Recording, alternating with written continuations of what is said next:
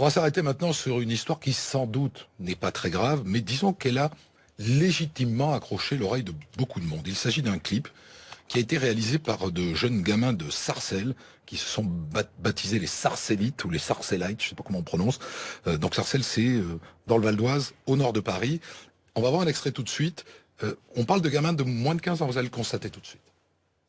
Et ouais, faut se faire son zéyo, 5-6 ramène les taspés, la quête va bien s'en charger, sors pas un tarpé, si t'as pas les couilles de tirer, et ouais, ici c'est sans pitié, on t'allume au mortier, sors le pétard, allumez tous, la gâchette, sors le peupon, balle dans la tête, on te cadenas, y'a pas de pitié, on vise pas les yeux, on vise à te tais, tu fais le voyou mais tu ne fais pas d'oseille, mais tu ne fais pas d'oseille.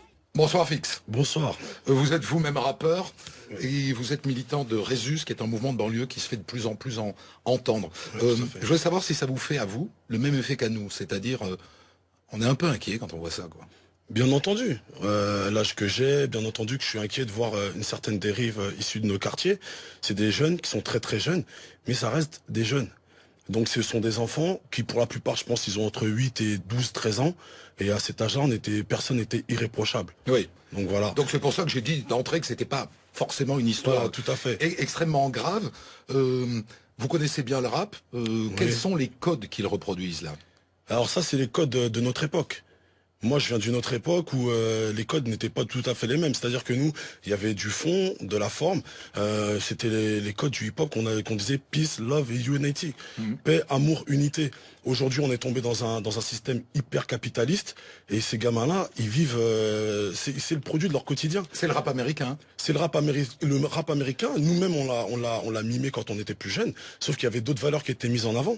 En tout cas, dans le rap qui nous a Là, les interpellés. valeurs, si on essaye de regarder, bon, il y a le pognon, hein, enfin, Bien sûr. l'argent, le sexe, Oui. avec le mépris des femmes qu'on appelle des taspés, des pétasses. Oui, tout à fait. Mais je vous dis, ils vivent dans leur époque. C'est une époque d'hyperconsommation, d'hypersexualisation. Ces gamins-là, ils ont 10 ans, ils n'ont pas inventé la société dans laquelle ils vivent. Vous Ils en sont victimes. vous vous occupez de jeunes rappeurs, vous. Tout à fait, des jeunes rappeurs. Et il y a plein d'initiatives aussi qu'on fait dans nos quartiers qui sont pas mises en avant par les médias. Là, on parle quand même d'un phénomène qui est dans toutes les banlieues parisiennes actuellement, c'est-à-dire ce qu'on appelle la trap musique. C'est une musique où le tempo est accéléré, où il faut dire le plus de mots, on va dire, dans un temps assez raccourci. Donc, on oublie un peu la notion de plume.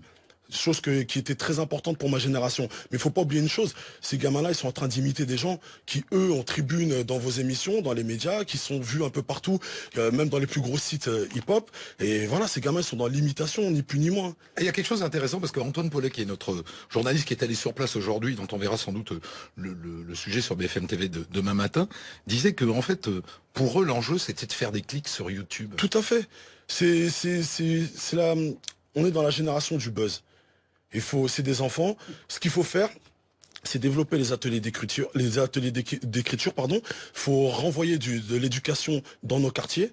Et faut prendre ce problème pour ce qu'il est, c'est-à-dire des enfants qui savent même pas ce qu'ils sont en train de faire.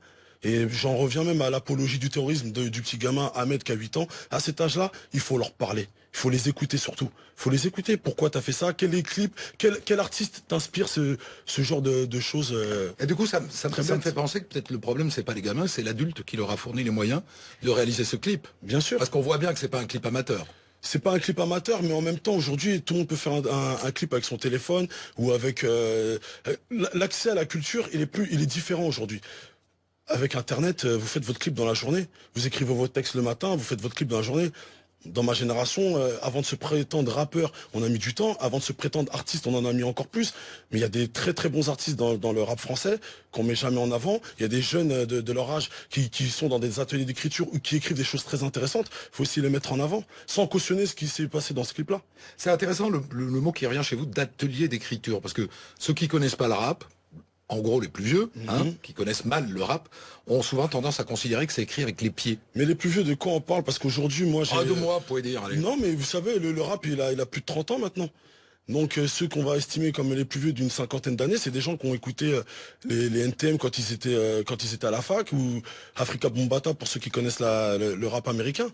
Il faut juste donner... Donc atelier d'écriture, ça veut dire qu'aujourd'hui, on peut apprendre à soigner son écriture pour écrire du hip-hop. Bien sûr, ce qu'il faut pas enlever à ces enfants, c'est ce qu'ils ont envie de dire.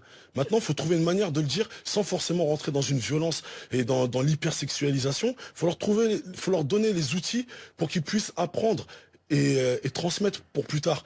Mais après, la vocation de chaque jeune, quand ils font du rap et un clip comme ça, c'est comme aller faire du sport. C'est un moyen de s'exprimer.